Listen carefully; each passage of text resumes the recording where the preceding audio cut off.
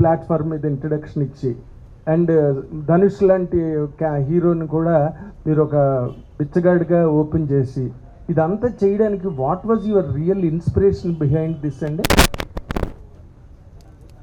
అంటే కథని నమ్మడం. హౌ డిడ్ ఇట్ జనరేట్ అని అడుగుతున్నాను. ఏదైనా ఇన్స్పిరేషన్ ఉందా మీకు కథ ఇలా చెయ్యాలని? ఏదండి దీని కథ పుట్టుక గురించి నేను ఏం చెప్పలేను. ఎందుకంటే నేను జనరల్గా అంటే ఏదో సినిమానా, ఏదో నవల, ఏదో కథ చదివి చేశానా అని అనలేను. నేను సంథింగ్ ఇట్ అక్కడ్ ఏదో చాలా ఈ దేశంలో కానీ ప్రపంచంలో కానీ చాలా డిస్పారిటీ ఉంది. అతి గొప్ప వాళ్ళు ఒకళ్ళు, అతి సామాన్యులు ఒకళ్ళు, మధ్యతరగతి వాళ్ళు ఒకళ్ళు, చాలా అంటే ఒక క్లాస్ డిఫరెన్సెస్ బాగా పెరిగిపోతున్న నేపథ్యంలో సంథింగ్ చెప్పొచ్చేమో అని ఒక థాట్ నుంచి పుట్టినది. అంటే అత్యంత గొప్పవాడికి అత్యంత పేదవాడు అండ్ మధ్యలో ఇంకో ప్రపంచం, ఇది చూపించే ఒక ఐడియా వచ్చి ఇది కథ పుట్టింది అలా.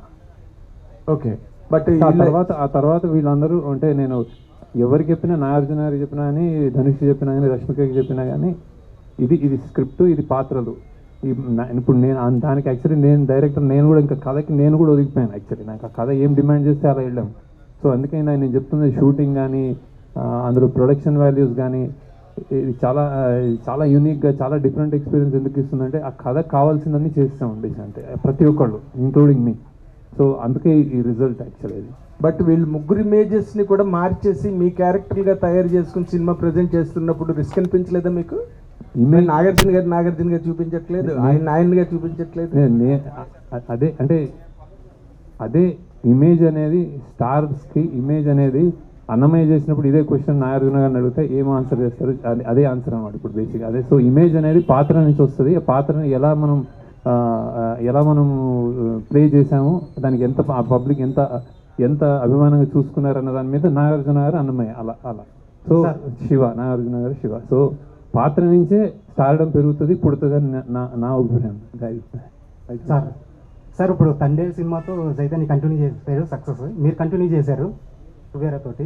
నెక్స్ట్ లెనిన్తో కూడా, అంటే ఇది నామ సంవత్సరం అక్కినేని నామ సంవత్సరం అనుకోవచ్చేమో, నామ సంవత్సరం అక్కినేని నామ సంవత్సరం అనుకోవచ్చేమో. తండ్రి ఎంతో సక్సెస్, తెలుగు సినిమా హిట్ నామ సంవత్సరం. సూపర్. అయితే సార్ ఇందులో రష్మిక సాంగ్ ఒకటి తీసారు, ఇందులో చాలా బాగుంటుంది సాంగ్. అది రన్ టైం తగ్గించి ఆ సాంగ్ పెట్టచ్చు కదా ఫస్ట్. ఆ సాంగ్ చాలా బాగుంది, అది పిప్పి డిమ్ డూమ్ అనే సాంగ్. యాక్చువల్ డ్యూరేషన్ అంటే అది సాంగ్ ఉండి తర్వాత తీయలేదు మేము. అది ప్రమోషనల్ సాంగ్ ఏదైనా చేద్దాము అని ఒక నార్త్లో ఇప్పుడు పాన్ ఇండియా సినిమా అనుకున్నప్పుడు కొన్ని అలా చేస్తూ ఉంటారు వాళ్ళు బేసిక్గా. సో అలా స్టార్ట్ అయ్యి కానీ సినిమా పేసింగ్లో అది అడ్డుపడుతుందేమో అనుకుని మేము పక్కకి జరిగాము. సో ఇప్పుడు వేరే మంచి సీన్ తీసి పెట్టేయడానికి సినిమా నేను అంత లూజ్గా రానండి. అంటే ఎక్కడ తీసేయచ్చు, ఎక్కడ పెట్టేయచ్చు అని జరగదు. ఒక్క సీను, ఒక డైలాగ్ తీస్తే సినిమా ఉండదు. అలానే రాస్తాం మేము బేసిక్గా. సో అంత ఈజీ కాదు. అంత ఈజీ అంటే నాకు హ్యాపీ యాక్చువల్లీ పెట్టేద్దాం.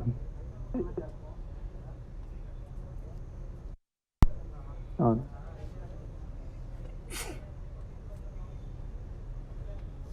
అవును అవును అదే లేదు అదే అదే అదే అదే అదే అదే అదే అదే శేఖర్ గారు, సెకండ్ హాఫ్లో మిడ్వే ఏంటంటే ధనుష్ గారు ఒక టార్గెట్ పెట్టుకుంటారు. ఏంటంటే ఈ 10,000 కోట్లతో ఇన్ని సిటీస్లో ఉన్న మా వాళ్ళ జీవితాలు మార్చేయాలని చెప్పి అనుకుంటారు. టువర్డ్స్ ఎండ్ ఏంటంటే ఆ టార్గెట్ కాకుండా ఇప్పుడు విలన్ ఎలిమినేట్ చేస్తారు. ఇప్పుడు ఆయన టార్గెట్ అచీవ్ చేసేలో ఏదన్నా క్లైమాక్స్ ఆలోచించారా డ్యూరింగ్ రైటింగ్ ప్రాసెస్? లేదండి. అంటే బేసిక్గా అతను అది దేవ పాయింట్ ఆఫ్ వ్యూలో అక్కడి నుంచి చెప్పిన కథ అది అక్కడికి. సో అతను రియాక్టివ్ మనిషి. అంటే సడన్గా అని నాకు అన్ని కావాలి, చెన్నై మీ ఇంతమంది ఉన్నారని వెళ్తాడు బేసిక్గా. తర్వాత దానికంటే ఇంపార్టెంట్ నాకు ఆ అమ్మాయి బిడ్డ అనుకుంటాడు బేసిక్. సో మేము బతకడం అన్న దానికి ఆ బతకనివ్వడేమో అన్న భయంతో అతను ఈ డబ్బులంతా ఆల్రెడీ అంటే ఆల్మోస్ట్ వచ్చినట్టే అది బేసిక్గా. ఆ గోల్ కంటే ఇతను మమ్మల్ని బతకనివ్వడేమో అన్నది అతని.